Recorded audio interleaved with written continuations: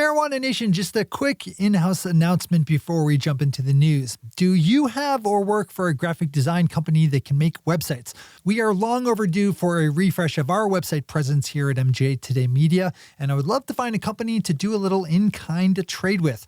If you'd like to swap advertising credit here on MJ Today Media podcasts in exchange for making our web stuff better, get in touch with me today at shay@mjtodaymedia.com, with Shay spelled SHEA. This episode of Marijuana Today Daily is brought to you by our friends over at the Atlantic Farms Medical Marijuana Dispensary of Portland, Maine, which is located right down the street from where I live and is known as being the medical cannabis dispensary that is also a gas station, where you can fill up your tank alongside getting medical marijuana products. Check them out over at theatlanticfarms.com. That's theatlanticfarms.com. Good morning, Marijuana Nation. It's Friday, February 12th, 2021, and you're tuned in to episode 1020 of Marijuana Today Daily. I'm your host, Shay Gunther, and I'll be walking you through today's marijuana news and headlines. As always, we have a full and busy day of cannabis news in our hands, so let's jump right into it. We head to Virginia to start off the day of headlines, where progress has been made in the advancement of legislation to legalize adult use marijuana. We've been tracking this story for a bit, as last Friday was the deadline in Virginia for legislation to be passed out of either house of legislation so that the other can deliberate. Thankfully for Virginians, adult use legalization was voted in both the Senate and House of Delegates on Friday, just as that deadline came. So this week has been all about the crossover work, which from all reporting is going well. Marijuana Moment has a good story on this by Tyler Arnold at Center Square that I would suggest reading in full today, that details how Virginia lawmakers seem to be getting behind the House version of the legalization bill, which differs from the Senate bill in a few wonky details, including when legalization would actually happen and how local licensing is handled. Again, a good one to read in full. As we always do, we have all the news we cover linked to on our website at mjtodaydaily.com. We have some fantastic numbers out of Colorado, where the State Department of Revenue has released sales data for legal cannabis for the entire year of 2020, which shattered records by posting up a total of $2.2 billion in sales. That's up substantially over 2019's figure of $1.7 billion, and is all the more notable given the general economic and social conditions we saw in 2020. In all, Colorado has sold just under $10 billion in legal cannabis since making adult use legal in 2014, which has generated $1.64 billion in tax revenue for the state.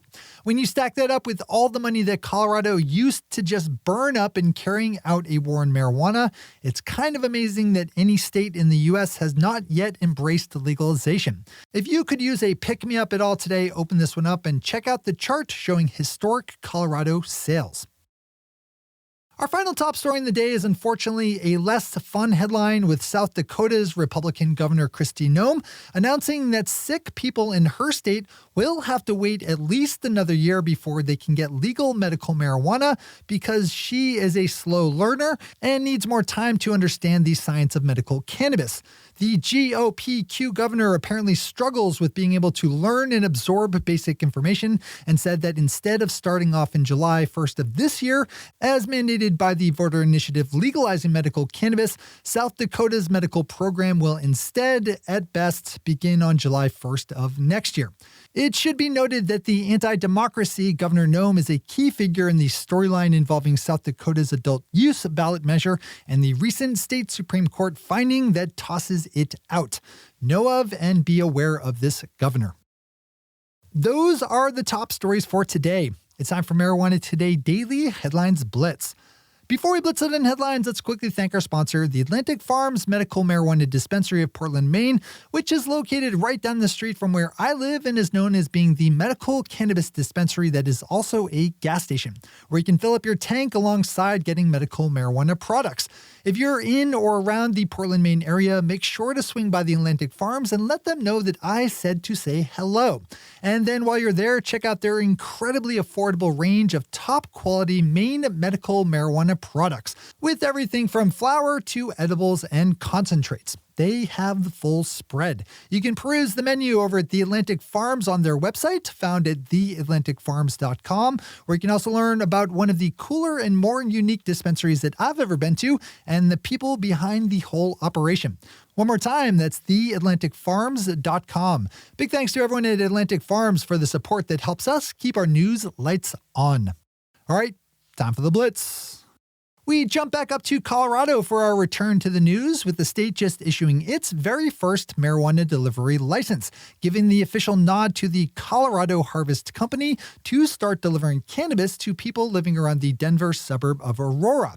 Though Colorado is one of the first states to legalize adult use, it did not include legal delivery as part of its program. That changed last year thanks to legislation passed by state lawmakers, and delivery as a whole is expected to be one of the drivers in the growth of Colorado's overall cannabis market in 2021. Multi-state cannabis operator Green Thumb Industries is selling 3.1 million shares of stock to a single institutional investor for a total of $100 million, which the company said will be used for general corporate things. Not wanting to be left out on the whole big raise from single institutional investors thing, MSO Columbia Care also just pulled in a lot of money by selling 2.8 million shares of stock to one institutional investor for a total of just under $20 million. It's nice to see all the interest. Canadian marijuana giant Canopy Growth just released its fiscal results for Q3 2021, ending December 31st, with net revenue of $153 million, up 23% annually, but that was unfortunately paired with a net loss of $829 million, with more than half of that coming via impairment and restructuring charges. But as Deborah Borchard points out over at Green Market Report, Canopy is sitting on a pile of cash totaling more than $1.5 billion and is generally feeling pretty good about the years ahead, with a projected positive adjusted EBITDA in the second half of fiscal year 2022 and a projected positive operating cash flow by the following year. Deborah has another set of corporate financials from up in Canada, with Aurora Cannabis announcing its Q2 2021 numbers ending December 31st. In all, for the quarter, Aurora booked a touch over $70 million in total in cannabis net revenue, on top of a net loss of $292 million. Aurora reports having cash on hand of around $565 million. Pop over to Deborah's story on this if you need more. Our final story of the day concerns the recent and short-lived hype around legal cannabis stocks that grew up out of the Reddit forum Wall Street Bets. You might have heard about that corner of the internet for the recent kerfuffle the website and its users got into with various hedge funds over the video game seller GameStop and its stock, which soared to crazy high levels before falling back to earth over the last week or two. Following that price collapse, there was then a follow-up rush by Redditors on marijuana stocks that saw some companies like Tilray more than double up in price over the last day or so before then coming back down. CNBC has more on this. Those are the headlines and news for the day. I'll be back with you again on Tuesday with another information-packed episode of Marijuana Today Daily.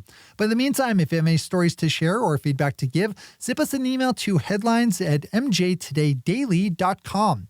And while you're clicking around the interwebs, swing over to our website at mjtodaydaily.com to find links to all the news we cover. Thanks to our sponsor, Atlantic Farms, and to our awesome patron listeners for the support that makes this show possible. To join the illustrious ranks of the patron listeners yourself, swing over to our website at mjtodaydaily.com and click on that big blue button at the top of the page that says Become a Patron. I'm your host, Shay Gunther. Thanks for tuning in and starting your day with marijuana today. Today.